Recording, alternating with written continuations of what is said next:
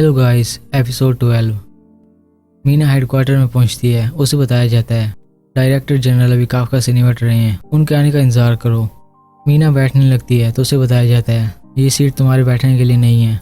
दूसरी ओर काफका वही मार पिटाई और चिल्लाई कर रहा होता है। काफका साव को पंच करने आता है। साव साइड पे हो जाता है और सोचने लगता है काफका सही से अपनी हिफाजत नहीं कर रहा।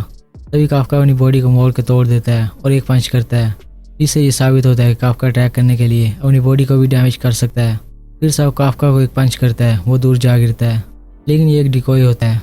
काफका कोर यूज करते हुए साव के पीछे से रिजनरेट हो जाता है।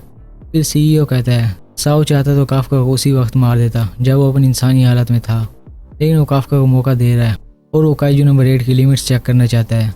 इसके बाद काफका साव को घायल कर देता है और फिर साव को उठा के पटकने लगता है, लेकिन काइजू के अंदर काफका साव को मारना नहीं चाहता।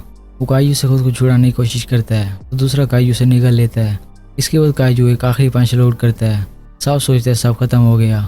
काफका भी काइजू के अंदर डूबते हुए हिम्मत हार जाता है, लेकिन मीना के विजन उसे पकड़ लेता है कि मैं तुम्हारे साथ रहूंगी, हम मिलकर काइजूस को हराएंगे। दूसरी ओर काइजू साव को पंच करता है और खून का फुहारा निकलता है। सभी शौक होते हैं, लेकिन पंच साव को नहीं, काफका काइजू को मारता है। वो कहते हैं मैं काइजू नहीं और गिर जाता है। डिफेंस फोर्स का आदमी काफका को हथियार तान लेता है तो साव उसे रोक देता है।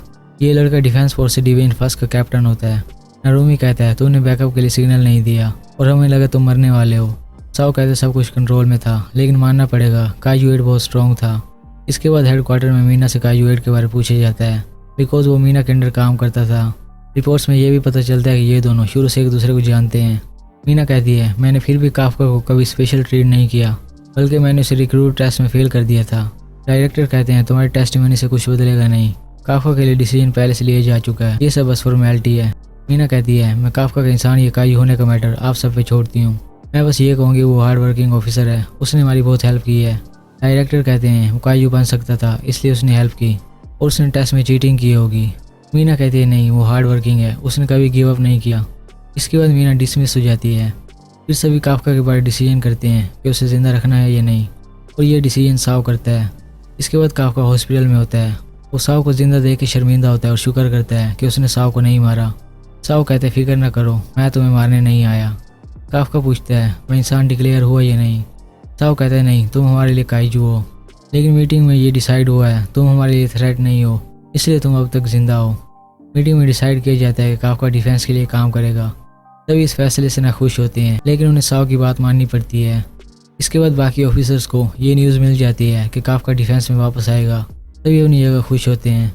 कोशी कहते असल मसला अब शुरू होगा अगर लोगों को पता चला कि डिफेंस फोर्स में काइजू है। हॉस्पिटल में साव कहता है अब तुम खुद को प्रूव करके दिखाना। काफका कहते हैं हाँ मैं प्रूव करूंगा, मैं इंसान हूँ, खतरनाक नहीं। एंड में काइजू नंबर 9 काइजू क्लीनर के साथ चेस खेलता है और फिर डिफेंस का बायोडाटा निकाल के बैठा होता है। यही था सीजन 1। Thanks for watching.